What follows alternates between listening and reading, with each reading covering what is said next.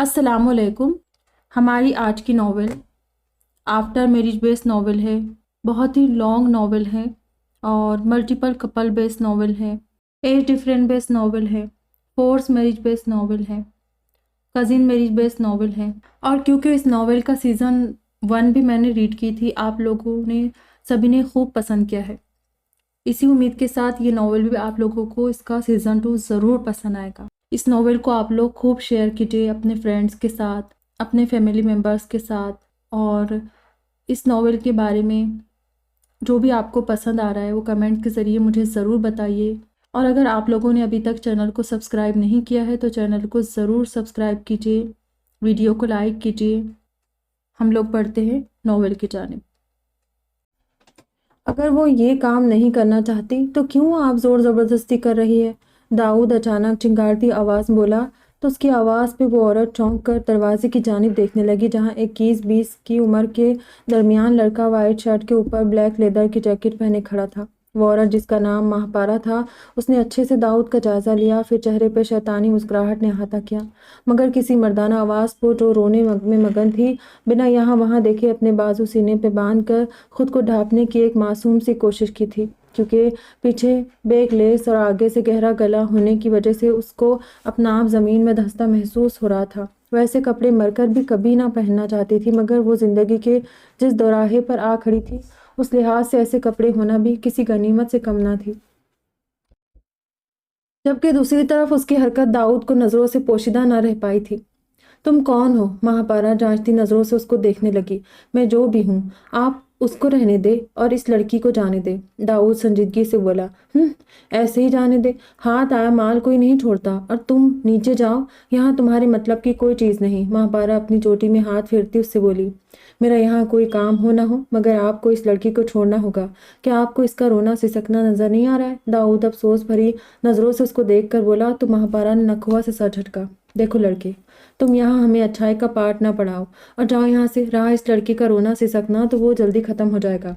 महापारा कोफ्त से बोली तो दाऊद हाथों की मुठ्ठियां भेजता दंदनाता कमरे में दाखिल होता उस लड़की का हाथ पकड़कर खड़ा किया तो महापारा तो अपनी जगह दंग रह गई। लड़की भी अपना रोना भूल कर हैरत से उस शख्स को देखने लगी जो उसके हक में बोल रहा था। हाथ छोड़ लड़की का, अगर भाग गई है तो एक रात का सौदा हुट, बकवास मत करे। दाऊद दहाड़ा तो एक पल को महापारा को उससे खौफ महसूस हुआ। अपनी ज़ात को यूं बेमोल होता देखकर एक बार फिर उसकी आंखों से गर्म सियाल बह गया था। देखो लड़की का हाथ छोड़ दो, वरना अगर मैं अपने आदमियों को आवाज़ दूंगी तुम्हारे लिए अच्छा नहीं होगा। महापारा खुद को कंपोज करती उसको वार्न करने लगी। मुझे लड़की चाहिए हमेशा के लिए। एक पल लगा था दाऊद को फैसला करने में, जिसपे वो जो उसको खुद का हमदम समझ बैठी थी बेदर्दी से अपनी कलाई उसकी मजबूत गिरफ्त से छुड़वाना चाही, मगर उसकी हरकत पे दाऊद की गिरफ्त मजीद सख्ती दर आई। पैसे है तेरे पास, देख अगर हमेशा के लिए चाहिए तो पैसा भी उतना लगेगा।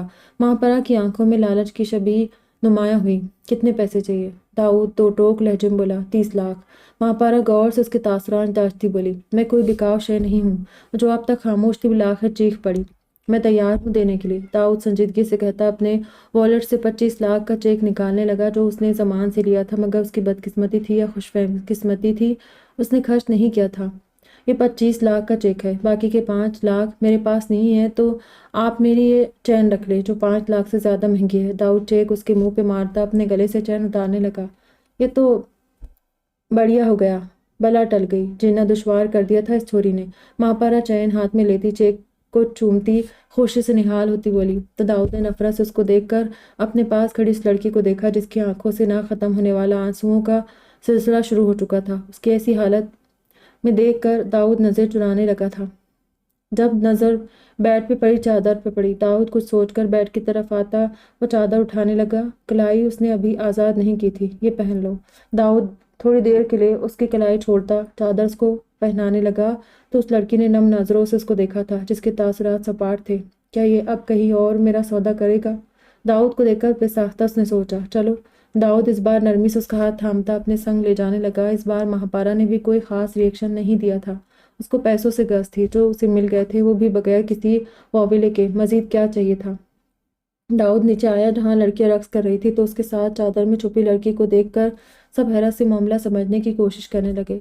एजाज महाजबीन की चुभती नज़रें भी उन दोनों पे थी, जिससे लाताल्लुक दाऊद आसपास नज़र दौड़ाता बाहर जाने का रास्ता तलाश करने लगा, जो उसको अब मिल गया था। मुझे तो किसी अछूत की तरह पीछे किया था। महाजबीन नफरत से गोया हुई थी।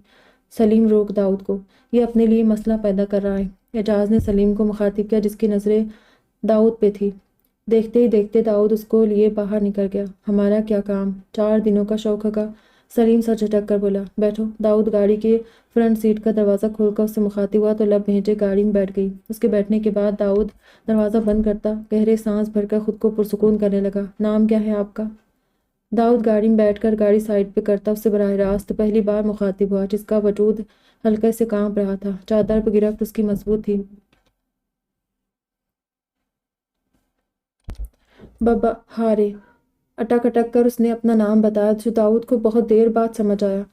बहारे, नाइस नेम। दाऊद बड़बड़ाया, फिर सर झटक कर उसको देखने लगा, जो अपनी आंखें साफ कर रही थी। मैं ऐसी लड़की नहीं हूँ। मुझे अपनी इज्जत, अपना वक़ार अजीज़ है। मैं गलत लड़की नहीं हूँ। मैं वहाँ अपनी मर्जी से गई भी नहीं थी। बहारे हिचकियाँ लेती वजाहत करने लगी। उसको डर था कहीं ये शख्स भी ना उसकी बेबसी का फ़ायदा उठाए। आप रिलैक्स रहें, मैं कोई नुकसान नहीं पहुँचाऊँगा आपको। आप बस अपना एड्रेस, घर का एड्रेस बताएं, मैं वहाँ आपको बहिफाजत छोड़ आऊँगा। दाऊद बिना कोई और सवाल किए नरमी से उसको देख कर बोला, मेरे मेरा कोई घर ना नहीं है, मैं यतीम हूँ। इतना बताते वो अपना चेहरा हाथों में छुपाए सिसकने लगी तो दाऊद शौक की कैफियत में उसको देखने लगा। कोई रिश्तेदार तो होगा ना जहाँ मैं आपको छोड़ आऊँ? दाऊद ने कहा तो अपना सर नफ़ी में हिलाने लगी तो दाऊद को आज समझ आया नेकी कैसे गले पड़ती है। तो अब आप कहाँ जाएगी और पहले कहाँ रहती थी? दाऊद हकीकतन परेशान हुआ। किसी हॉस्टल में जाने के लिए पैसे नहीं हैं। आप मुझे किसी शेल्टर हाउस छोड़ आए, बाहर रोते हुए बताने लगी तो दाऊद परेशानी से बालों में हाथ फेरने लगा। वहाँ भी ऐसे ही किसी को रहने नहीं देते, दाऊद ने कहा तो बाहर खामोश हुई। कुछ सोचकर दाऊद ने दोबारा गाड़ी ड्राइव करना शुरू कर दी। आधे घंटे की मसावत के बाद वो किसी हॉस्टल के सामने आए थे। आओ। दाऊद सीट बेल्ट खोलता उसको बाहर आने का बोला तो बहारे अपनी चादर संभालती बाहर निकली, मगर सामने इतनी बड़ी इमारत देखकर उसके 14 तपक रोशन हो गए। हम यहाँ क्यों आए हैं? बहारे खौफजदा होती बोली, रात होने वाली, कहीं तो जाना था ना। वैसे भी मैं यहाँ का नहीं हूँ, अगर होता भी तो तुम्हें अपने घर नहीं लेकर जा सकता था। दाऊद की बात पे वो शर्मिंदा हुई थी। उसको लगा जैसे दाऊद उस पर तंज कर रहा था, मगर उसने तो एक आम सी बात कही थी। होटल दाखिल होने के बाद दाऊद को पता चला कि बस एक ही कमरा खाली था, बाकी सब वेकेशन होने की वजह से बुक थे। ये जानकर दाऊद कहीं और जा भी नहीं सकता था, क्योंकि ऐसे में बहुत वक्त लग जाना था। इसलिए दाऊद ने मज़ीद ख़वार होना मुनासिब नहीं समझा, बस बहारे को लेकर कमरे में दाखिल हुआ। कोई और रूम अवेलेबल नहीं है, एक रात की बात है, सुबह हम निकल जाएंगे यहाँ से। दाऊद ने उसको दरवाजे पे जमा देखा तो बताया, अकेले एक कमरे में कैसे रह सकते हैं? बहारे बोली तो दाऊद झुंझला गया। खा नहीं जाऊँगा आपको, इसलिए रिलैक्स होकर बैठ जाए, दाऊद संजीदगी से बोला, मगर बहारे कशमकश में मुब्तला हो गई थी। उसको ये सब मुनासिब नहीं लग रहा था। वो भला बगैर किसी रिश्ते, बिना किसी जान पहचान के कैसे किसी मर्द के साथ एक कमरे में रह सकती थी? चाहे उसने बड़ी मुश्किल से उसको बाहर निकाला था, मगर फिर भी वो किसी अनजान लड़के पर एतबार नहीं कर सकती थी। बाहर बैठ जाओ, मैं भी एक बहन का भाई हूँ। दाऊद ने उसको अब भी हिलता जुलता ना देखा तो रसानियत से कहा। कुछ मिनट्स के बाद बहारे बेड पे बैठ गई थी और दाऊद भी परेशान सा मामले का हल सोच रहा था, जब उसका सेल फोन रिंग करने लगा, जिस पे उमर कॉलिंग देखकर उसने ठंडी सांस खारिज की।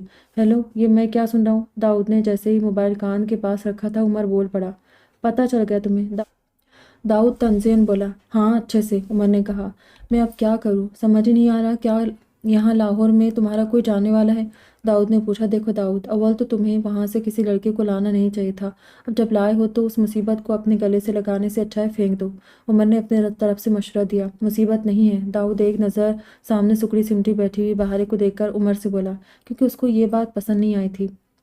तो और क्या है? तुझे अंदाज़ा अगर तुम्हारे गांव ये बात पता चल गई कि एक सैयद घराने से ताल्लुक़ रखता मर्द तवाइफ खाने गया था, तो लोग कैसी कैसी बातें बनाएंगे। उमर ने संजीदगी से कहा, मैं शौक से नहीं गया था, इनफैक्ट मुझे पता तक नहीं था। ये सब एजाज और सलीम का प्लान था। दाऊद ने जल्दी से वजाहत दी। मैं कुछ नहीं जानता, तुम्हें अब उस लड़की का कुछ करना पड़ेगा। उमर ने कहा, क्या करूँ, समझ ही नहीं आ रहा। सोचा था उसके वालिदैन के घर छोड़ाऊंगा, मगर उसके माँ बाप नहीं हैं। दाऊद उठकर खिड़की के सामने खड़ा हो गया। لاہور میں ایک اپارٹمنٹ ہے میرا، چھوٹا سا ہے، زیادہ سامان وغیرہ بھی نہیں ہے۔ تم اس لڑکی کو لے کر وہاں جاؤ، پر تمہارا یوں بغیر کسی رشتے کے اس کے ساتھ رہنا ٹھیک نہیں ہے، اس لیے تمہیں اس سے نکاح کرنا پڑے گا۔ عمر کی آخری بات پہ داؤد سناٹوں کی زد میں آ گیا۔ دماغ تو خراب نہیں ہو گیا تمہارا؟ میں ایسا نہیں کر سکتا، داؤد نے اس کی بات سے نفی کی۔ تمہیں ایسا کرنا پڑے گا، اگر مدد کی ہے تو یہ کڑوا گھونٹ پینا پڑے گا، عمر نے کہا تو داؤد بنا جواب دیے کال کٹ کر گیا۔ دیکھیں آپ کا کوئی ولی وارث تو ہوگا نا، آپ اتنے سال کہاں رہی تھی؟ داؤد بہارے کے سامنے کھڑا ہوتا پھر سے پوچھنے لگا۔ چچا کے گھر رہتی تھی، وہ میرے سوتیلے چچا تھے، چچی بھی ساتھ ہوتی تھی۔ میرے چچا ایک جواری تھے جنہوں نے بہت پیسہ جوئے کی نظر کیا، جب پیسے ختم ہو گئے تو مجھے بیچ دیا، بہارے ٹوٹی ہوئی لہجے میں بولی۔ انبلیویبل، داؤد بس یہی بول پایا۔ اچھا سنیں، کچھ چوکا کے بعد داؤد پھر سے اس کو مخاطب کرنے لگا۔ جی سنائیں۔ بہارے اپنی سوجی آنکھیں اٹھائے اس کو دیکھنے لگی تو داؤد سوچنے لگا بات کیسے کرے، ہمیں نکاح کرنا ہوگا۔ داؤد ایک سانس میں بولا، نکاح؟ بہارے حیرت سے داؤد کو دیکھنے لگی جس نے 1 منٹ سے پہلے اتنا بڑا فیصلہ کر لیا۔ ہاں نکاح، آپ کو سپورٹ کرنے کے لیے کوئی رشتہ تو ہونا چاہیے نا، اگر آپ کی نظر میں کوئی ہے تو بتا دیں، میں اس سے کروا لوں گا آپ کا نکاح۔ داؤد نے کہا تو سٹ پٹائی، میں ایسی نہیں۔ بہارے چادر کا کونا پکڑے بولی تو داؤد ایسی سچویشن میں پہلی بار مسکرایا۔ ٹھیک ہے پھر نکاح ہونا چاہیے، حق مہر آپ کی مرضی کا ہوگا، ہمارا نکاح روایتی قسم کا نہیں ہوگا۔ آگے چل کر اگر آپ کو کوئی مل جاتا ہے، آپ مجھ سے الگ ہونا چاہے گی تو میں بنا سوال کیے آپ سے دستبردار ہو جاؤں گا، مگر فی الحال کے لیے ضروری ہے۔ داؤد کی بات پہ اس سے کوئی جواب نہیں بن پا رہا تھا، وہ بس خاموشی سے ایک ٹک سامنے کھڑی ہستی کو دیکھنے لگی جو ہر لحاظ سے بہتر تھا، پر وہ خود کیا تھی؟ کچھ بھی نہیں۔ مجھے کوئی اعتراض نہیں، یہ فیصلہ پورے 5 منٹ بعد اس نے لیا تھا، جس پہ داؤد نے شکر کا سانس تو نہیں البتہ گہرا سانس خارج کیا تھا۔ کچھ کھانا چاہے گی؟ داؤد کو اچانک خیال آیا۔ نہیں، بہارے نفیم سر ہلایا۔ ٹھیک ہے پھر سو جائے، میں یہیں صوفے پہ ہوں، داؤد نے کہا تو اس نے سر ہلانے پہ اکتفا کیا۔ اصل میں وہ اپنے فیصلے پہ سوچ و بچار کر رہی تھی، یہ فیصلہ اس نے مجبوری میں لیا تھا، اس کے پاس کوئی راستہ نہیں تھا سوائے ایک کے جو اس نے چنا تھا۔ تم نے درگاہ جانے کا کیوں سوچا؟ یامین گاڑی ڈرائیو کرتا مہروز سے پوچھنے لگا جو ونڈو سے باہر مناظر دیکھنے میں مہو تھی۔ ایسے ہی، چادر چڑھانی، منت مانگنی تھی کہ جب میڈیکل کا ٹیسٹ دوں گی تو چادر چڑھاؤں گی، اور سنا ہے درگاہ میں مانگی گئی ہر منت پوری ہوتی ہے، مہروز نے پرجوش آواز میں بتایا۔ منت وہ پوری ہوتی ہے جو آپ سجدے کی حالت میں اپنے رب سے مانگ کرتے ہیں، تم درگاہوں اور مزاروں پہ شوق سے جاؤ مگر وہاں کوئی منت مت مانگنا، یامین نے نرمی سے کہا۔ یہ سب کہتے ہیں چادر چڑھانے کے بعد ایک دیا جلا کر کوئی بھی دعا کرو گے تو ضرور قبول ہو جائے گی، مہروز نے ایک بار پھر کہا۔ تمہیں جو بھی چاہیے ہو وہ اپنے رب سے مانگا کرو، کامل یقین کے ساتھ، پھر دیکھنا وہ تمہیں مایوس نہیں کرے گا۔ یامین اتنا کہتا گاڑی سائڈ پہ کھڑی کی کیونکہ وہ درگاہ پہنچ گئے تھے۔ مجھے چادر خرید کے دیجیے گا، مہروز گاڑی سے اتر کر یامین سے بولی۔ ہاں پر تم جلدی کرنا کیونکہ شام پہلی ہو گئی ہے، یامین نے کہا۔ آپ نے آنے میں وقت لگا دیا تھا، مہروز نے سارا الزام اس کے سر پہ تھوپا۔ میں دیر سے آیا تھا یا تم نے اپنے سوالوں کا ٹوکرا کھولا تھا؟ یامین آنکھیں چھوٹی کیے اس کو گھورنے لگا، جو ہر بار خود کا کیا اس کے سر پہ تھوپتی تھی۔ چادر، مہروز نے بات بدلنے میں عافیت جانی۔ میں لاتا ہوں، یامین نے سر جھٹک کر جواب دیا۔ یامین نے اس کو چادر لا کر دی تو مہروز اس کو پکڑتی درگاہ کے اندر جانے لگی۔ یامین بھی اس کے پیچھے جانے والا تھا جب کسی نے اس کا ہاتھ تھاما تو وہ چونک کر اپنے ہاتھ کو دیکھنے لگا جو کسی بزرگ کی رفت میں تھا۔ جی؟ یامین نے ناسمجھی سے ان کو دیکھ کر بولا جو درگاہ کے دروازے کے پاس بیٹھا تھا۔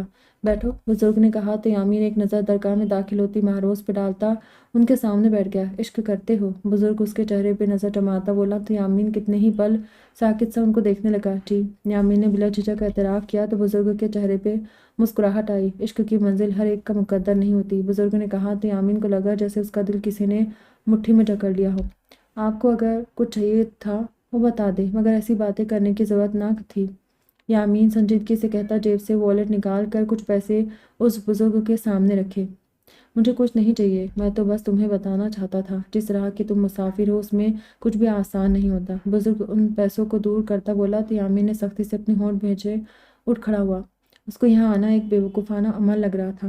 ماں چلو، یامین مہروز کے سامنے کھڑا ہوتا سنجیدگی سے بولا جو دیا جلا رہی تھی۔ آپ بھی دیا جلائے نا، دیکھیے کتنے پیارے دیے ہیں، مہروز اس کے اندر کی کیفیت سے لا علم ہو کر بتانے لگی۔ ماں چلو، بہت دیر ہو گئی ہے۔ یامین نے اس کا دستانے پہنے والا ہاتھ اپنی گرفت میں لیا جس پہ پہلی بار مہروز نے اس کے چہرے کو دیکھا جس پہ پریشانی کی رمق تھی۔ آپ ٹھیک ہے؟ مہروز نے پوچھا۔ ہاں میں ٹھیک ہوں، تم چلو۔ یامین اتنا کہتا باہر کے راستے چلا تو مہروز اپنی چادر کو نہ سنبھالتی اس کے ہم قدم جانے لگی جب اچانک اس کی نظر سر جھکائے بزرگ پہ پڑی۔ 1 منٹ، مہروز یامین سے کہتی اس بزرگ کے پاس بیٹھ گئی، جس پہ یامین نے گہری سانس لے کر رہ گیا، کیونکہ وہ وہی تھا جس سے کچھ دیر قبل اس کی بات ہوئی تھی۔ ماں اٹھو، یامین نے سنجیدگی سے کہا۔ جی بس 1 منٹ، مہروز اس کو جواب دیتی بزرگ کی طرف متوجہ ہوئی۔ بابا جی، مجھے دعا دے، آپ تو اللہ والے ہیں، آپ کی تو اللہ تعالیٰ ہر دعا قبول کرتا ہوگا۔ مہروز کی بات پہ یامین اپنے بالوں میں ہاتھ پھیرتا رہ گیا۔ کون سی دعا چاہیے؟ وہ بزرگ مہروز پہ نظر ڈال کر سر اٹھا کر یامین کو دیکھنے لگا۔ میں جو چاہوں وہ مجھے مل جائے، مہروز مسکرا کر بولی تو یامین ٹھٹک کر مہروز کا کھلتا چہرہ دیکھنے لگا۔ میری دعا ہے بچے پاک پروردگار تیری ہر جائز خواہش کو پوری کرے۔ بزرگ مہروز کے سر پہ ہاتھ رکھتا ہوا دعا تو اس کو دے رہا تھا، مگر نظریں یامین پہ تھی جو ان کی نظروں سے پریشان ہو رہا تھا۔ شکریہ، آپ کچھ پیسے دے؟ مہروز بزرگ کا شکریہ ادا کرتی یامین کو دیکھ کر بولی۔ مجھے اس کی ضرورت نہیں، بزرگ نے مسکرا کر انکار کیا۔ تو آپ کو کیا چاہیے؟ مہروز مایوس ہوئی۔ بس اگر کبھی تمہارے دروازے پہ سوالی آئے تو اس کو خالی ہاتھ مت لوٹانا۔ بزرگ کی بات اس کے سر پہ سے گزری۔ اس نے محسوس کیا جیسے بزرگ کی نظریں مسلسل یامین پہ جمی ہوئی تھی۔ ٹھیک ہے، مہروز اپنا وہم سمجھ کر ان کو جواب دیتی اٹھ کھڑی ہوئی۔ مامی پریشان ہو گئی ہوگی، یامین باہر آتا اس کے لیے فرنٹ سیٹ کا دروازہ کھول کر بولا۔ امی کو پتہ ہے میں آپ کے ساتھ درگاہ آئی ہوئی ہوں، مہروز نے خوش ہو کر بتایا۔ اس کو بہت خوشی محسوس ہو رہی تھی، ایک تو درگاہ پہ آ کر چادر چڑھانا، پھر دیا جلانا، ساتھ میں بزرگ کی دعا جس پہ وہ انتہا کی خوش ہوئی تھی۔ اس کی یہ خوشی یامین نے بھی اچھے سے محسوس کی تھی، جس پہ وہ جو تھوڑی دیر کے لیے پریشان ہو گیا تھا اب خود کو ریلیکس فیل کر رہا تھا۔ آئس کریم کھاؤ گی؟ یامین نے ڈرائیونگ سیٹ سنبھالتا اس سے پوچھا۔ ابھی تو آپ کو دیر ہو رہی تھی، مہروز نے اس کو دیکھا۔ راستے میں آئس کریم پارلر والا مل جائے گا، میں 5 منٹ کے لیے گاڑی روک دوں گا، پھر تم یہاں بیٹھ کر کھانا، یامین نے آرام سے بتایا۔ اچھا ٹھیک ہے، میں نے ویسے بھی بہت دنوں سے آئس کریم نہیں کھائی۔ مہروز بچوں کی طرح خوش ہوئی تو یامین نے سر اس بات میں لایا۔ رات کا وقت تھا، حورم نماز پڑھنے کے بعد سونے والی تھی جب اس کے موبائل پہ میسج بیپ ہوئی۔ حورم سائڈ ٹیبل پہ سے اپنا سیل فون اٹھا کر دیکھا تو شازم کا میسج تھا۔ رات کے اس وقت یہ ہمیں کیوں میسج کر رہا ہے؟ اسکرین پہ چمکتے شازم کے نام کو دیکھ کر حورم لب کچل کر بے ساختہ سوچنے لگی، شاید اپنی گرل فرینڈ کو کرنے والا ہو پر غلطی سے ہمیں سینڈ ہو گیا ہو۔ حورم بات کی تہہ تک جاتی موبائل واپس سائڈ ٹیبل پہ رکھنے والی تھی جب ایک خیال کے تحت رکی۔ دیکھے تو صحیح میسج ہے کیا؟ حورم اپنے سر پہ ہاتھ مار کر میسج کھولنے لگی، جس میں 2 لفظ ہی بس یہ لکھا ہوا تھا، چیک واٹس ایپ۔ حورم ایک میسج جانے کتنی بار پڑھا، پھر اس کو سمجھ نہیں آیا ہمیں کیوں واٹس ایپ چیک کرنے کا بول رہا ہے۔ حورم نہ سمجھی سے بڑبڑائی، خیر یہ تو واٹس ایپ چیک کرنے کے بعد پتہ چلے گا۔ حورم بڑبڑاتی واٹس ایپ چیک کرنے لگی، جہاں اپنی فرینڈز اور گروپ میسیجز کے ساتھ 10 منٹ پہلے والا شازم کا میسج بھی تھا۔ حورم نے اوپن کیا تو ایک تصویر تھی جس کو دیکھ کر حورم کی خوشی کی انتہا نہ رہی، کیونکہ وہ مارک شیٹ کی تصویر تھی جس میں حورم کے مارکس بھی ظاہر تھے۔ وہ فیل نہیں ہوئی تھی، یہ جان کر اس نے شکر کا سانس لیا۔ پہلے وہ ہر روز اپنا رزلٹ چیک کرتی تھی، مگر بار بار مارکس کی خالی جگہ دیکھ کر اس کا دل برا ہوتا تھا، تب بھی اس نے رزلٹ چیک کرنا ختم کر دیا تھا۔ وہ مسلسل مارک شیٹ کو دیکھے جا رہی تھی، پھر کچھ سوچ کر شازم کو میسج لکھ کر سینڈ کیا۔ آج ایسی عنایت ہم پہ کیسے کر لی؟ میسج سینڈ ہونے کے فوری ہی بعد سین ہو گیا۔ شاید وہ اس کے میسج کے انتظار میں تھا، یہ حرم کی خود ساختہ سوچ تھی۔ اپنے کمرے میں بیٹھا شازم شاہ اس کا میسج پڑھ کر ہنس دیا، پھر اس نے رپلائی کرنے کا سوچا۔ اکلوتی چچازاد کزن جو ٹھہری تو سوچا تھوڑی عنایت تم پہ بھی نچھاور کیا جائے تاکہ تمہارے کانٹے جیسی شکل تو اپنی جگہ آئے۔ شازم کا میسج پڑھ کر موبائل اسکرین کو گھورتی اپنے چہرے پر ہاتھ پھیرنے لگی۔ ہمیں تو اللہ نے فرصت سے بنایا، ہاں البتہ تمہاری شکل سوکھی کانٹے جیسی یا جلی ہوئی تیلی جیسی ضرور ہے۔ کچھ پل کے لیے جو وہ اس کی مشکور ہوئی تھی وہ بات بھلائے اس نے جل کے جوابی میسج کیا۔ اس خوش فہمی سے نکل آؤ محترمہ، مانا کہ 10-12 سال سے تمہاری چاند گرہ والی شکل نہیں دیکھی، مگر جتنی دیکھی ہوئی ہے اس سے اچھے سے اندازہ لگا سکتا ہوں کتنے تم ابصرہ ہو۔ حرم کے میسج نے آگ ہی تو لگا دی تھی، چاند گرہ والی شکل۔ حرم کا منہ شوق کی کیفیت میں کھل گیا۔ وہ جو بیڈ پہ آرام سے لیٹی ہوئی تھی ایک دم موبائل پھینک کر بیڈ سے اٹھ کر ڈریسنگ ٹیبل کے سامنے کھڑی ہوتی خود کا جائزہ لینے لگی، جیسے پہلی بار خود کو آئینے میں دیکھ رہی ہو۔ سبز رنگ کی آنکھیں، خمدار پلکیں، چھوٹی سی خوبصورت ناک، روئی جیسے سرخ گلابی گال، ہونٹ، بے شک وہ بلا شبہ دیکھنے میں بہت خوبصورت تھی۔ اس کے چہرے پہ ہر وقت سچی مسکراہٹ اس کی خوبصورتی میں مزید اضافہ کرتی تھی، جو اس وقت آپس میں پیوست تھے۔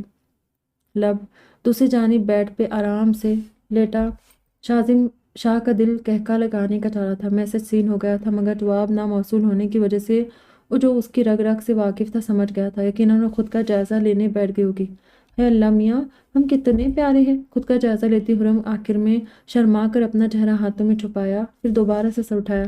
اللہ میاں نے تو قدرت کا آدھا حسن تو ہم میں منتقل کیا ہے، پھر یہ شازی کون ہوتا ہے ہمیں یہ بولنے والا؟ حرم تیش میں بڑبڑاتی بیٹھ پہ آئی۔ ماشاء اللہ سے بہت پیارے ہیں ہم، لاجواب ہے، پر تم سڑے ہوئے کریلے ہو، بھنڈی جیسی شیپ والے ہو، کیلے کے چھلکے جیسے ہو، چلگزے ہو، سب کچھ ہو، مگر پیارے بالکل نہیں ہو۔ حور نے لمبا چوڑا میسج لکھ کر سینڈ کیا۔ ایک جہاں مجھ پہ فدا ہے۔ شازم اس کا میسج پڑھ کر بتانا ضروری سمجھا۔ خوش فہمیاں۔ جواب فوری حاضر ہوا تو شازم نے تعصب سے موبائل اسکرین کو دیکھا۔ Good night. شازم جمائی لیتا کہ آخری میسج اس کے نمبر پہ سینڈ کیا۔ Good night. حرم نے جواباً میسج سینڈ کیا، پھر مسکرا کر بیڈ پہ لیٹ گئی۔ کتنے پریشان ہو گئے تھے۔ یا اللہ تیرا شکر۔ حرم گہری سانس خارج کرتی بڑبڑائی۔ شکرانے کی نفل تو ادا کرنے چاہیے، اتنی بڑی بلا ٹل گئی۔ حرم جلدی سے بیڈ سے اٹھ کر وضو کے لیے اٹیچ واش روم میں گھس گئی۔ ساری رات صوفے پہ بے آرامی لیٹنے کی وجہ سے اس کی پوری کمر میں درد ہو گیا تھا۔ داؤد اپنی کمر پہ ہاتھ رکھتا اٹھا تو نظر بہارے پہ پڑی جو رات والی پوزیشن پہ بیٹھی ہوئی تھی۔ داؤد تعجب بھری نظروں سے اس کو دیکھنے لگا جو سر جھکائے بیٹھی تھی۔ تو کیا ساری رات یہ سوئی نہیں؟ داؤد کے من میں پہلا سوال یہی آیا۔ آپ ٹھیک ہے؟ داؤد نے پوچھا تو چونک کر سر اٹھا کر خالی نظروں سے داؤد کو دیکھنے لگی۔ میں ٹھیک ہوں، بہار نے اٹک کر جواب دیا۔ کیا یہ ہکلا کر بات کرتی ہے؟ ایک نئی سوچ اس کے دماغ میں کوندی۔ نہیں، وہاں تو بنا اٹک کر بات کر رہی تھی، پھر میرے ساتھ ایسے کیوں؟ کیا یہ مجھ سے خوفزدہ ہے؟ داؤد نے اپنی سوچ کی نفی کی۔ کیا آپ مجھ سے ڈر رہی ہے؟ داؤد نے پوچھا تو اس نے اپنا سر ہاں میں ہلایا، جس پہ داؤد حیرت سے اس کو گھورنے لگا۔ نہ بھی کہہ سکتی تھی۔ داؤد افسوس اس کو دیکھ کر سوچ سکا اس کو بہارے سے ایسی کسی جواب کی توقع نہیں تھی۔ میں نے آپ کی مدد کی تھی کل، داؤد نے جتایا۔ کوئی کسی کی بھی مدد بلا وجہ نہیں کرتا، بہارے نے آہستگی سے کہا، جو ایک حساب سے ٹھیک بات بھی تھی۔ آپ کو مجھ پہ اعتبار نہیں ہے؟ اچھی بات ہے، اتنی جلدی اعتبار کرنا بھی نہیں چاہیے۔ خیر آپ ہاتھ منہ دھولے، پھر ہم نے باہر جانا ہے، داؤد نے سر جھٹک کر کہا۔ ہم نے کہاں جانا ہے؟ بہارے نے پوچھا۔ کورٹ، داؤد نے یک لفظی جواب دیا۔ کیوں؟ نکاح والی بات اس سرے سے فراموش کر بیٹھی تھی۔ کیونکہ ہم کورٹ میرج کرنے والے ہیں، داؤد نے بتایا۔ نکاح ضروری ہے؟ بہارے کو یہ سب عجیب لگ رہا تھا۔ وہ کیسے ایسے شخص انسان کے ساتھ نکاح کر لیتی جس سے ملے ابھی 24 گھنٹے تک نہیں ہوئے تھے، بغیر کسی رشتے کے؟ میں آپ کو کہاں رکھوں گا؟ داؤد نے سنجیدگی سے پوچھا تو خاموش ہو گئی۔ جلدی سے ہاتھ منہ دھولے۔ اور ایک اہم بات، آپ کا آبائی گھر کیا اس شہر میں ہے؟ داؤد نے کسی خیال کے تحت پوچھا۔ گوجرانوالہ سے ہوں، بہارے نے بنا اٹک کر بتایا۔ اچھا، داؤد بس یہ بولا۔ میں واش روم، بہارے اتنا کہتی اپنی جگہ سے اٹھی۔ سنو، ایک خیال کے تحت داؤد نے اس کو آواز دی۔ جی سنائیں، بہارے فوراً سے پلٹ کر اس کو دیکھ کر جواباً بولی تو اس کے انداز پہ داؤد نے ایک بیٹ مس کی۔ داؤد اس کو دیکھ کر کنفیوز ہو گیا، اس کو سمجھ ہی نہیں آیا اب کیا بولے۔ وہ میں کہہ رہا تھا، داؤد کہتا اپنا ماتھا 2 انگلیوں سے مسلنے لگا۔ بہارے غور سے اس کو دیکھ رہی تھی۔ یہ نکاح آنن فانن ہو رہا ہے، جس پہ آپ یہ مت سوچنا کہ میں آپ کو پھر اپنی ملکیت سمجھ بیٹھوں گا۔ یہ آپ کی زندگی ہوگی، اس پہ آپ کا پورا اختیار ہے، جو آپ فیصلہ کریں، مگر اس وقت یہ ضروری ہے۔ بعد میں اگر آپ علیحدہ ہونا چاہے گی تو میں آپ کے فیصلے کا احترام کروں گا۔ داؤد سنجیدگی سے بولا۔ وہ جانتا تھا حویلی والے کبھی اس کی شادی غیر خاندان کی لڑکی سے قبول نہیں کریں گے، اس سے تو کبھی بھی نہیں جس کے آگے پیچھے کوئی نہیں تھا، جس کی کوئی پہچان نہیں تھی۔ تبھی تو اس نے اپنا نام، اپنی پہچان دینے کا سوچا تھا۔ سامنے کھڑی لڑکی چاہے اس کو کسی جگہ پہ بھی ملی تھی، یا یہ بات اس کے لیے میٹر نہیں کرتی تھی، کیونکہ وہ یہ بات بھی جانتا تھا کہ وہ لڑکی پاکیزہ تھی، حیا والی تھی، جس کا اندازہ اس کو کچھ پل میں ہی ہو گیا تھا۔ اگر وہ کسی بات سے انجان تھا تو یہ بات تھی کہ اگر گاؤں میں یا حویلی والوں میں سے کسی کو پتہ چل گیا اس نے نکاح کیا ہے، وہ بھی بن بتائے، ایسی لڑکی سے جو ایک طوائف خانے سے ملی تھی، تو سب کا رد عمل کس حد تک شدید ہوگا، جس کے بارے میں داؤد سوچے بنا بہت بڑا قدم اٹھا رہا تھا۔ یہ سب تو کر تو رہا تھا، مگر انجانے میں بہارے کی زندگی خطرے میں ڈالنے لگا تھا، جس کا اندازہ فی الوقت داؤد کو نہیں تھا۔ جی شکریہ۔ بہارے نے پہلی بار مشکور نظروں سے اس کو دیکھا تھا۔ وہ اپنوں کی ستائی ہوئی لڑکی تھی جس کو کوئی غیر سہارا دے رہا تھا۔ جہاں اس کے اپنے رشتوں نے دھتکار کر اس کی عزت نفس کو داؤ پہ لگایا تھا، وہیں کوئی اجنبی شخص اس کو اپنی عزت بنا رہا تھا، بنا کوئی شک کیے، بنا کوئی سوال تفتیش کیے۔ فریش ہو جائے۔ दाऊद अपनी सोचों को झटक कर बोला तो बाहरी वॉशरूम में चली गई। उसके जाने के बाद दाऊद ने अपना वॉलेट चेक किया, जहाँ 5,000 के 3 नोट थे। अब पैसे कहाँ से लाऊंगा? बाहरी को तो चीज़ों की ज़रूरत होगी, चैन बेच देता, पर वो तो पहले ही नहीं रहे।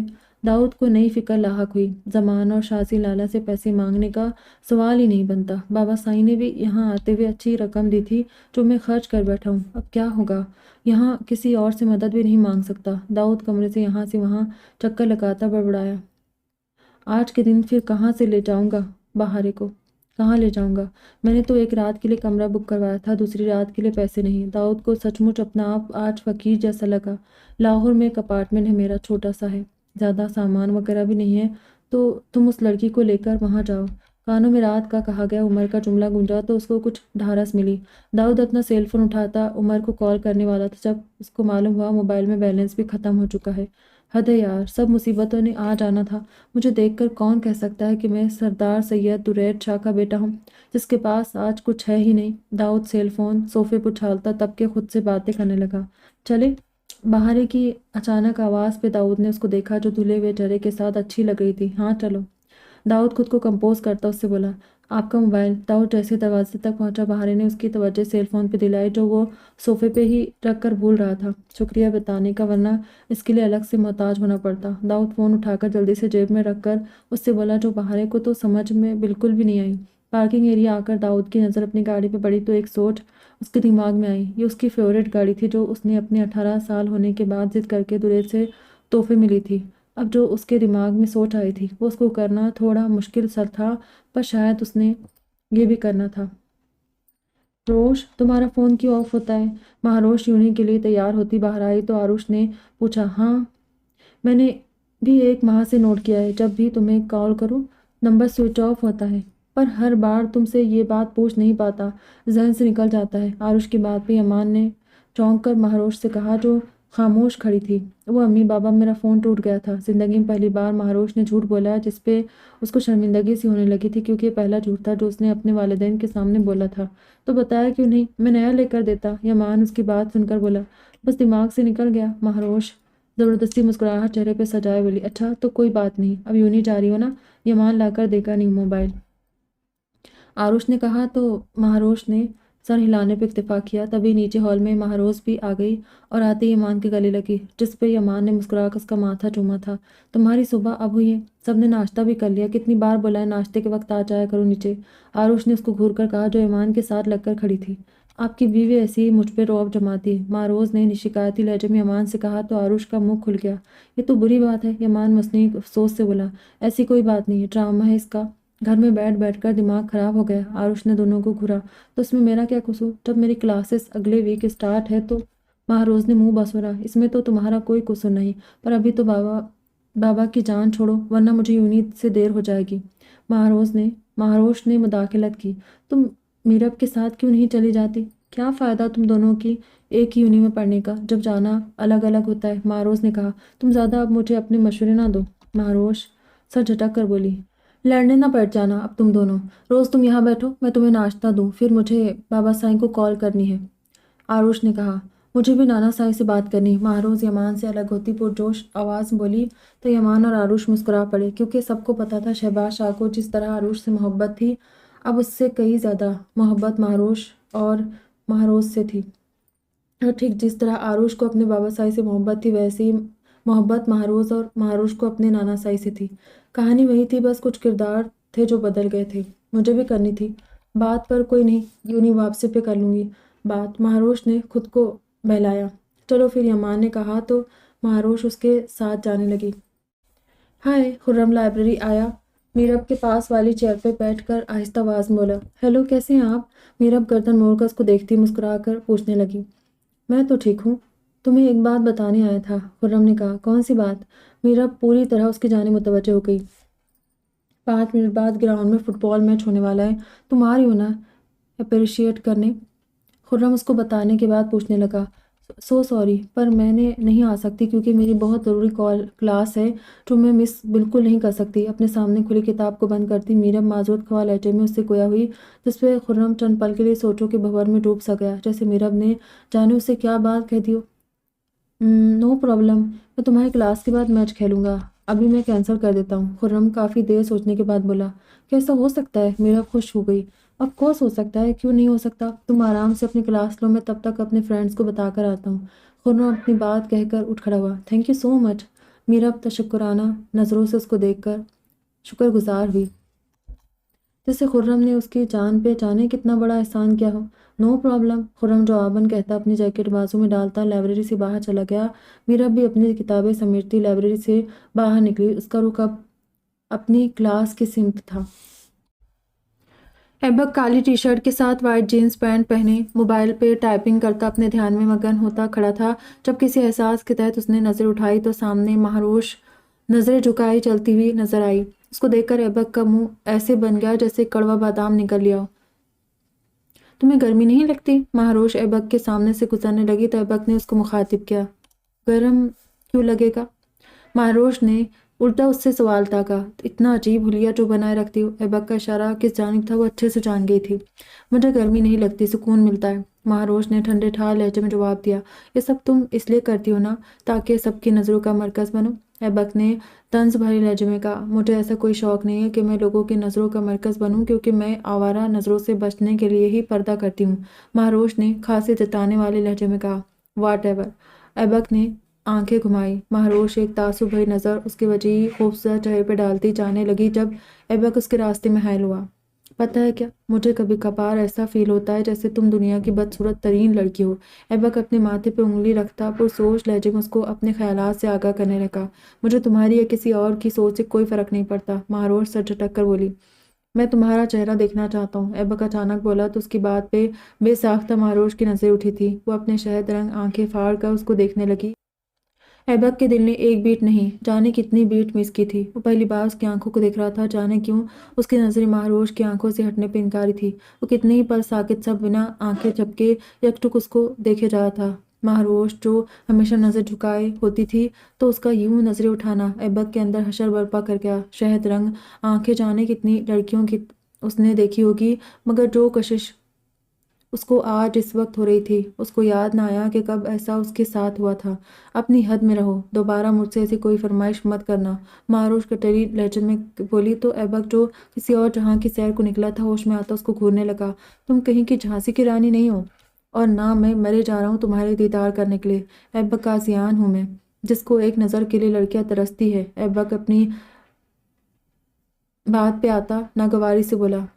وہ ویلی لڑکیاں ساتھ میں عقل کی اندھی جو تم جیسے آٹے سے نہانے والی شکل پہ مرتی ہے، مگر میں مہروش یمان مستقیم ہوں، اور اپنے بابا کا غرور، اپنی لالا کا مان۔ جس طرح بار بار اس کے پردے پہ طنز کرتا تھا، مہروش بھی اس کی گوری رنگت پہ چوٹ کرتی سائڈ سے گزر گئی، جبکہ ایبک ہکا بکا اس کی بات کا مفہوم سمجھنے کی کوشش کرنے لگا تھا۔ میں کب آٹے سے نہایا؟ اپنے کان کے لوب مسلتا ایبک تعجب سے بڑبڑایا۔ ان محترمہ کا اشارہ آپ کی گوری چمڑی کی جانب تھا۔ خرم اچانک ایبک کے کندھوں پہ اپنے بازو کا گھیرا بناتا بولا تو ایبک چونک کر گردن موڑ کر اس کو دیکھنے لگا جو جانے کب سے کھڑا ان کی بحث سن رہا تھا۔ تم یہاں کب آئے؟ ایبک نے حیرانی سے پوچھا۔ جب آپ کی مس حجابن سے میٹھی میٹھی ہو رہی تھی، خرم مزے سے بولا۔ بکو مت، ایبک اپنے بالوں میں ہاتھ پھیرتا اس کو گھورنے لگا۔ بی آنیسٹ بگ بی، آپ نے اس لڑکی کی باتیں برداشت کیسے کر لی؟ سچی میں بڑا حیران ہوں، مطلب کوئی خرم کے لہجے میں حیرت واضح تھی۔ انبلیویبل لڑکی آپ سے بھی ایسے بات کر سکتی ہے؟ اس کے سوال کا جواب ایبک کے پاس نہیں تھا۔ وہ نہیں جانتا تھا وہ کیوں اس کے سامنے اتنا ضبط کا مظاہرہ کرتا تھا۔ اس کے سامنے تو کسی کی بھی نہیں چلی تھی، مگر وہ چھٹانگ بھر کی لڑکی اس کی بولتی بہت اچھے سے بند کروا دیتی تھی۔ تمہاری کلاس کا وقت ہے، ایبک اس کی بات نظر انداز کرتا بولا۔ میرا فٹ بال میچ ہے، آج تھوڑی اس کی پریکٹس کرنی ہے، خرم نے بتایا۔ آل دی بیسٹ، مجھے لائبریری جانا ہے، ایک کتاب ایشو کروانی ہے۔ ایبک اپنے ہاتھ میں پہنی گھڑی میں وقت دیکھ کر بولا تو خرم خاموشی سے سائڈ پہ ہو گیا۔ داؤد بہارے کو لے کر کورٹ پہنچ گیا تھا، جہاں تھوڑے سوالوں کے بعد ان کا نکاح بخیریت سے ہو گیا تھا۔ پیپرز پہ سائن کرتے وقت نہ بہارے کے اندر کوئی احساس جاگا اور نہ داؤد کو۔ اس کو بس ایک بات کی ٹینشن تھی، اور وہ یہ تھی کہ وہ کیسے بہارے کی ذمہ داری اٹھائے گا۔ کچھ سوچ کر وہ بہارے کو یہیں رکنے کا کہہ کر خود جانے کہاں چلا گیا۔ 1 گھنٹے سے زیادہ وقت گزر گیا، بہارے اس کا انتظار کر رہی تھی۔ اس 1 گھنٹے میں جانے کتنے وسوسوں اور اندیشوں نے اس کو گھیرے میں لے رکھا تھا۔ اس کو لگ رہا تھا جیسے داؤد اس کو چھوڑ کر چلا گیا تھا۔ ایک آنسو اس کی آنکھ سے گر کر گال کو بھگو گیا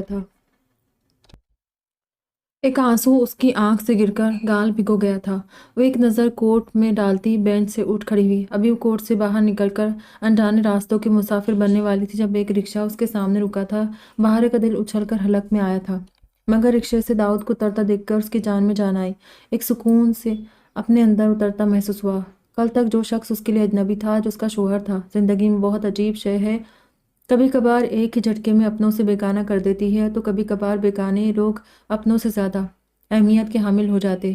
آپ کہاں چلے گئے تھے اتنی دیر سے؟ بہارے اپنے آنسو صاف کرتے رونے کے درمیان بولی تو داؤد حیران نظروں سے اس کا چہرہ تکنے لگا، جس نے کچھ ہی پل میں اپنی آنکھوں کا حال بے حال کر دیا تھا۔ بتایا تو تھا کام سے جا رہا ہوں، مگر یہ آپ کہاں جا رہی تھی؟ داؤد اس کا ہاتھ پکڑ کر سائڈ پہ کھڑا کرتا جواب طلب ہوا۔ وہ میں؟ بہارے کو سمجھ نہیں آیا۔ وہ میں کیا؟ داؤد اس کے گال پہ موجود آنسوؤں کا نشان اپنے ہاتھ سے صاف کرتا سنجیدگی سے اس کو دیکھنے لگا جو نظریں جھکائے کھڑی تھی۔ آپ کو ڈھونڈنے جا رہی تھی؟ بہارے نے اٹکنے کے درمیان بات مکمل کی۔ کیا مجھے ڈھونڈنے نکلی تھی؟ بہارے کی بات پہ داؤد ہنس پڑا۔ اس کو بہارے سے ایسے کسی جواب کی امید نہ تھی۔ جی، وہ آپ نے اتنی دیر لگا دی؟ بہارے اتنا کہتی پھر سے خاموش ہو گئی۔ یہاں کے راستوں کا پتہ ہے؟ داؤد دلچسپی سے اس کے چہرے کے اتار چڑھاؤ نوٹ کرتا پوچھنے لگا۔ نہیں، بہارے نے نفی میں سر کو جنبش دی۔ تو مجھے ڈھونڈنے خود کو گم کرنے کا سوچ رہی تھی کیا؟ داؤد اپنی بات کہہ کر ہنسا تو بہارے اپنے ہاتھوں کی انگلیاں چٹکانے لگی۔ عجیب خفت کا احساس اس کو محسوس ہونے لگا تھا۔ میں نے کیب منگوائی ہے، پھر ہم ایئرپورٹ سے کراچی جائیں گے۔ داؤد بدل کر بولا۔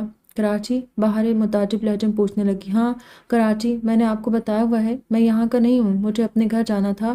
تو آپ کو یہاں لاہور میں اکیلا کیسے چھوڑ سکتا ہوں؟ یہاں رہنا آپ کو مشکل میں ڈال سکتا ہے، تبھی آپ کو کراچی لے کر جا رہا ہوں۔ وہاں جا کر میں سب کچھ سنبھال لوں گا، داؤد نے تفصیل سے جواب دیا تو بہارے اپنے لب کچلنے لگی۔ اس کو سب کچھ الگ لگ رہا تھا۔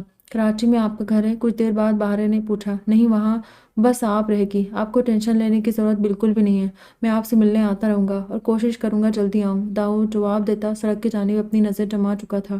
تب تک کیب بھی آ گئی تو داؤد نے بہارے کو اس میں بیٹھنے کا کہا جو داؤد کی باتوں کو سوچنے میں لگی ہوئی تھی۔ شاید شرمندگی محسوس کر رہے ہو، تبھی اپنے گھر والوں سے مجھے نہیں ملوانے لے کر جا رہے۔ ویسے بھی میں تو ایک عام سی لڑکی ہوں، یہ ایسا کیوں کریں گے؟ کیب میں بیٹھ کر بہارے اپنی سوچ کے تانے بانے جوڑنے لگی۔ آپ کو بھوک لگی ہوگی، داؤد نے بہارے سے پوچھا۔ مجھے بھوک نہیں ہے، بنا اس کو دیکھ کر بولی۔ کل سے آپ نے کچھ نہیں کھایا، اس لیے ایئرپورٹ سے پہلے ہم کسی اچھے ریسٹورینٹ میں کھانا کھائیں گے۔ داؤد نے خود ہی سارا پلان ترتیب دیا، مگر بہارے خاموش رہی۔ کیا آپ کم بولتی ہے؟ داؤد زیادہ دیر تک خاموش نہ رہ پایا۔ بولنے کے لیے کچھ نہیں، خیر ایک بات پوچھوں؟ بہارے اب اس کی جانب دیکھ کر بولی۔ پوچھو، داؤد خوش دلی سے بولا۔ آپ کے پاس جو گاڑی تھی وہ کہاں چلی گئی؟ بہارے نے تھوڑا جھجک کر پوچھا تو داؤد خاموش سا ہو گیا۔ پیسے نہ ہونے کی وجہ سے اس نے اپنی فیورٹ گاڑی سیل کر دی تھی۔ گاڑی کے کاغذات ہونے کی وجہ سے اس کا نقصان بھی نہیں ہوا۔ وہ اب کسی سے ادھار بھی نہیں لے سکتا تھا، کیونکہ ادھار سے کام نہیں چلنے والا تھا۔ اس کو بہارے کے لیے پراپر بندوبست کرنا تھا، تبھی اس نے اپنی گاڑی بیچ ڈالی۔ ایک وہی چیز تھی اس کے پاس جو بیچ سکتا تھا، میرے دوست کی تھی، وہ اس کو واپس لوٹا دی۔ داؤد سر جھٹک کر اس کو جواب دینے لگا۔ اچھا، بہارے سمجھنے والے انداز میں بولی۔ اب بتایا، بھوک لگی ہے؟ داؤد نے پھر سے پوچھا۔ جی لگی ہے، بہارے نے کسی مجرم کی طرح بتایا۔ تو پہلے انکار کیوں کیا؟ داؤد اس کی بات پہ گہری سانس خارج کرتا بولا۔ ایسے ہی، بہارے نے ٹالا۔ بس 5 منٹ کا سفر ہے، پھر آ جائے گا ریسٹورینٹ، داؤد نے بتایا تو اس نے سر ہلانے پہ اکتفا کیا۔ مہروز ٹی وی لاؤنج میں بیٹھی بے دلی سے چینل سرچ کر رہی تھی جب ایک خیال اچانک اس کے دماغ میں گوندا تو جلدی سے اپنا سیل فون اٹھاتی یامین کو کال کرنے لگی، جو 3 بیلز پہ ریسیو کیا گیا۔ ہیلو، کون؟ دوسری جانب سے کسی لڑکی کی آواز سن کر مہروز حیرت سے موبائل کان سے ہٹاتی اسکرین کو گھورنے لگی جہاں نمبر یامین کا ہی تھا۔ آپ کون؟ مہروز جواب دینے کے بجائے پوچھنے لگی۔ میں ڈاکٹر نتاشا بات کر رہی ہوں، نتاشا نے بتایا۔ یہ نمبر اور موبائل یامین لالا کا ہے، آپ نے کیوں اٹھایا؟ مہروز ناپسندیدگی سے بولی۔ کیونکہ ڈاکٹر یامین مصروف ہے، میں ان کے کیبن میں تھی اور آپ بار بار ان کو کال کر رہی تھی، مجھے لگا کوئی ایمرجنسی نہ ہو تبھی کال اٹھا رہی، نتاشا نے وضاحت دی۔ وہ کس کام میں مصروف ہے؟ مہروز اس کی بات نظر انداز کرتی بولی۔ آپریشن روم میں ہے، اگر آپ کو کوئی میسج بھیجنا ہے تو مجھے بتا دیں، میں ان کو بتا دوں گی، نتاشا نے کہا۔ وہ اگر آپریشن روم میں ہے تو آپ ان کے کیبن میں کیا کر رہی ہے؟ مہروز نے سنجیدگی سے پوچھا۔ آپ ڈاکٹر یامین کی کیا لگتی ہے؟ نتاشا کو اس کا ایسے سوال پوچھنا سمجھ میں نہیں آیا، پوچھ بیٹھی کیونکہ موبائل میں اس کا نمبر بھی ترکش لفظ سے سیو تھا۔ जो नताशा को समझ नहीं आया था।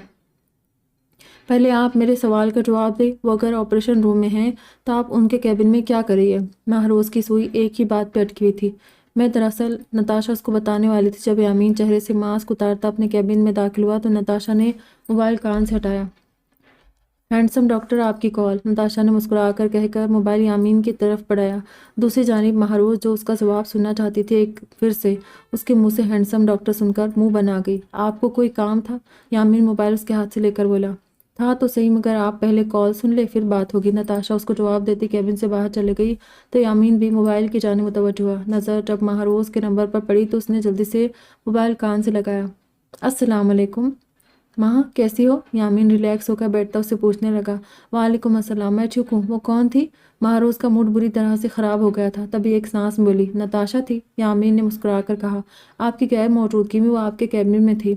आपका मोबाइल तक यूज़ किया, जो आज तक मीरब ने भी नहीं किया, महरोज ने बताया। कोई काम होगा उसको, यामीन ने कहा। मैंने आपको कॉल की तो उसने क्यों रिसीव की? महरोज को तब चढ़ी। मैं उसको मना करूंगा। यामीन उसकी नाराज़गी समझता बोला। गुस्सा भी कीजिएगा ताकि दोबारा वो ऐसी कोई हरकत ना करे, महरोज ने हुक्म सादिर किया। ठीक है, और कुछ? यामीन उसकी बात सुनकर मुस्कुराकर बोला। मुझे आपका हॉस्पिटल देखना है, महरोज ने आराम से कहा। ओके, नो प्रॉब्लम, मैं कल हॉस्पिटल जाते हुए तुम्हें पिक कर लूंगा, यामीन बिना सवाल किए बोला। क्या सच में?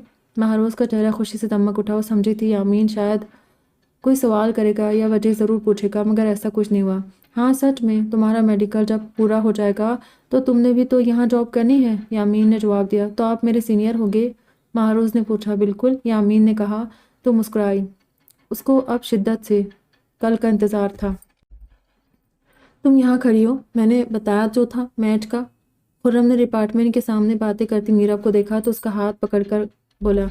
मुझे याद था, बस मैंने आने वाली थी। मीरब उसके साथ चलती बोली। अच्छा खैर, चलो जल्दी से, खुर्रम से झटक बोला तो भी उसके साथ बाहर ग्राउंड में आई जहाँ बहुत स्टूडेंट जमा थे। ये सब आपकी साइड के या मुखालिफिन पार्टी है? मीरब इतने सारे स्टूडेंट्स को देखती पूछने लगी। साइड वाली भी है, मुखालिफिन भी है, जिसका पता तुम्हें मैच के दौरान लगेगा। खुर्रम उसको एक जगह पर खड़ा करता बताने लगा तो मीरब को लगा जैसे हर एक नज़रें उन दोनों पे है। तभी उसको अपना यहाँ खड़ा होना ऑकवर्ड लगा। पहले वो जितना पुरजोश थी अब उतनी ही कंफ्यूज हो गई थी। खुर्रम खुर्रम जाने लगा तो मीरब ने बेसाख्ता उसके बाजू पर हाथ रखकर रोका, जिसपे कभी खुर्रम पलटकर उसको देखता तो कभी अपने बाजू पे मौजूद उसके खूबसूरत हाथ को। क्या हुआ? खुर्रम ने एब्रो उठका कर पूछा। सब लोग मुझे घूर रहे हैं, मीरब ने अपनी टेंशन बताई तो खुर्रम मुस्कुराया। वो उसलिए क्योंकि तुम्हारे साथ खुर्रम गाजियान है, खुर्रम उसको जवाब देता चला गया, पर मीरब को ठीक से उसकी बात का मतलब समझ नहीं आया। वो जाने कब तक अपनी सोचों में गुम रही थी जब ये शोर उसके कानों के पर्दों से टकराया। Khurram Khurram, you can. Students के इतने शोर पे वो अपने दाएं बाएं देखती तो कभी अपने पीछे जहां सब लोग पुरजोश आवाज़ में खुर्रम को पुकारे जा रहे थे। मीरब उन पे अपनी नज़र हटाती सामने की जानिब की जहां खुर्रम हर चीज़ से लापरवाह हाथ में पकड़ा बॉल बार बार ज़मीन की सतह पर मार रहा था। कई लोग उसके आसपास खड़े थे। मुखालिफिन लोगों की नज़रें फुटबॉल पे थी जिसको खुर्रम के हाथ से छीनना चाहते थे, मगर खुर्रम उनको ऐसा मौका नहीं दे रहा था।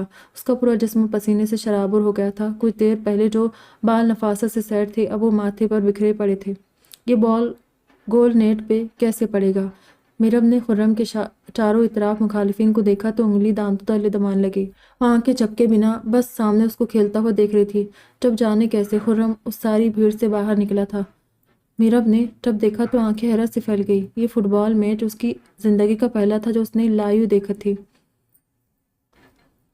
देखते ही देखते खुर्रम बॉल को अपने पाँव के आगे रखता पूरी कुव्वत से ठोकर मारी, जिस पर बाल ऊपर होता सीधा नीचे गोल पे जा गिरा, जहां सबकी अटकी सांस बहाल हुई थी और मुखालिफिन हाथ मलते रह गए। वहीं खुर्रम एक अदा से अपने गिले बालों में हाथ फेरता मीरब की जानिब मुतवज्जो हुआ जो मुंह पर हाथ रखकर उसको देख रही थी। आओ, खुर्रम ने उसको अपने पास आने का कहा तो मीरब होश में आती उसके पास आई। ये कैसे बॉल गोल किया आपने? मीरब हैरान लहजे में पूछने लगी। बहुत बड़ा प्लेयर हूँ मैं, खुर्रम ने फखरिया लहजे में बताया तो मीरब ने उसको इतने पसीने में शराबोर देखा तो जल्दी से अपने बैग से पानी की बोतल निकाल कर उसको थमाई। शुक्रिया। खुर्रम बोतल उसके हाथ से लेकर पानी पीने लगा तभी किसी ने ज़ोर से बॉल उनकी तरफ फेंकी थी जो सीधा मीरब के बाजू पे लगी तो उसके मुंह से एक चीख निकली। खुर्रम जो पानी पी रहा था जल्दी से उसको देखने लगा। अपने पाँव के पास पड़े बॉल और मीरब के चेहरे पर तकलीफ تاثرات دیکھ کر اس کا ماتھا شکن آلود ہو گیا۔ اس نے گردن موڑ کر دیکھا جہاں اس کے مخالفین دنس نظروں سے اس کو دیکھ رہے تھے۔ انہوں نے اپنی ہار کا بدلہ میرب سے لیا تھا۔ یہ سوچ آتے ہی خرم ایک ہی جست میں ان تک پہنچا۔ یہ کیا حرکت تھی؟ ہاں؟ خرم ایک لڑکے کو گریبان سے دبوچتا سرد لہجے میں استفسار کیا۔ میرب اپنے بازو پر ہاتھ رکھتی پریشانی سے ان کو دیکھنے لگی۔ تجھے کیا ہوا ہے؟ گریبان چھوڑ میرا۔ وہ لڑکا جس کا نام حامد تھا، خرم کا پکا مخالف اور اس کا کلاس فیلو، اس نے کہا، یہ چھوڑتا ہوں۔ خرم اونچی آواز میں کہتا ایک ساتھ جانے کتنے مکے اس کے چہرے پر برسائے۔ تیری ہمت کیسی اس کو تکلیف پہنچانے کی؟ میں تیری جان لے لوں گا سالے۔